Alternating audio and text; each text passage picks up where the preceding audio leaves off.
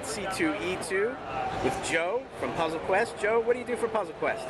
Yeah, I'm Joe Fletcher for D3 Publisher. I'm one of the producers on Marvel Puzzle Quest here. Very cool. Yeah. We're going to do a demo of the game for you guys so you can check this out. Cool. Yeah. So Marvel Puzzle Quest is the newest game in the Puzzle Quest series. Puzzle Quest has been around for quite a few years. This is the fourth one in the series.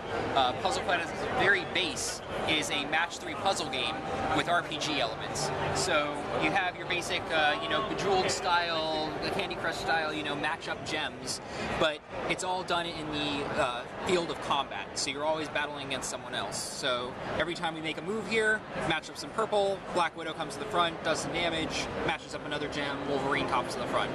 So you can see these gems have icons on them, and the icons correspond to the characters that are going to be doing whatever that attack is. So Wolverine's claws, Wolverine will attack if you match that up. They also hop to the front, so they're going to be the one that are taking damage when it comes in. Also, as well as matching them up and doing damage, you're also gaining energy in that color, which is used for special abilities. So you can see we've got enough red for Human Torch here to use his fireball. Throw out a fireball, smacks the minion here for a bit of damage and changes around the board. Each character has their own special abilities. They can each have up to 3 special abilities that you can level up and make more powerful as you move along in the game. So there's a huge RPG element as to which characters you want to use in this battle, what are better against different types of opponents, what each of those characters' abilities do, and if you want 2 characters with green abilities or if you want a purple ability. So there's a lot of kind of metagame stuff that can go into it if you want to do it that way. If you don't, and you just want to run into battle with, hey, I want to play as Iron Man all the time and Hawkeye, you can do that too. It might not be quite as effective, but it's designed to kind of scale on your individual skill level and your play style. So the game itself has story elements, and it also has versus elements where you're playing against the AI for other players. You can set up a team that goes into combat and you fight against that enemy team. This particular match, we were just in a story battle against some minions, and minions are battles where they kind of lay down countdown tiles that do different things when those blow up and run out of time. Or you can fight against villains, and the villains are going to be, people from the Marvel Universe that are the bigger batter guys. And when you're playing in that mode, every time you make a move, they make a move. You make a move, they make a move, and they have abilities just like you do. Meanwhile, the minions, it's all you against the board. So there's multiple gameplay types as well. Also, being that it's Marvel, heavy story implemented, it's also all written by Marvel writers as well. So it's all written mostly by Frank Thierry and Alex Irvine. So Punisher, Deadpool, quite a few things. Pretty popular. Yeah. So yeah, we got multiple Marvel stories that are going on. Right now we're telling Dark Reign's story in particular in the PvE stuff.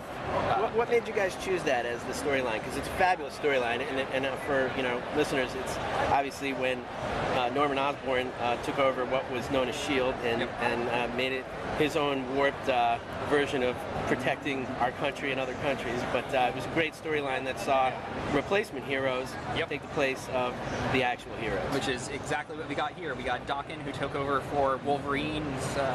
Got Moonstone, who took over for Ms. Marvel. Right. You also have Venom, who took over Spider-Man. So yeah, you have a whole bunch of the characters in this game that also, are the Dark Avengers counterparts to the normal Avengers crew. And the Avengers have been disgraced, and they're trying to fight back. But, I mean, the reason that we went with Dark Reign in particular is because, as you said, it's a kind of huge, awesome storyline. Sure. It had a lot of different moving parts, a lot of different characters from the Marvel Universe that we could just use as a launching off point.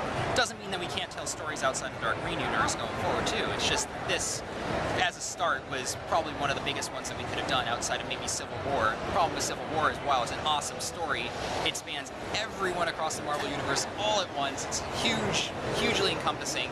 So for someone that hasn't quite dealt with Marvel, it's a little bit too widespread, while Dark Reign is a little bit easier to kind of get a handle on. Are all those characters actually in the game, though? I mean, all the Avengers, is there... So we got 38 characters in the game right now. We're bringing out new characters about every week or two. So, like, just coming out now, we're bringing out Falcon.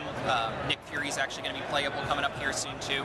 And we're bringing out new characters constantly. And so, I mean, not all the Dark Avengers and all the Dark Reign characters are in yet, but give it time. I mean, we'll And where can they find the game? The game is available on iOS and Android in the respective app stores, Google Play and the iOS App Store. It's also available on PC on Steam.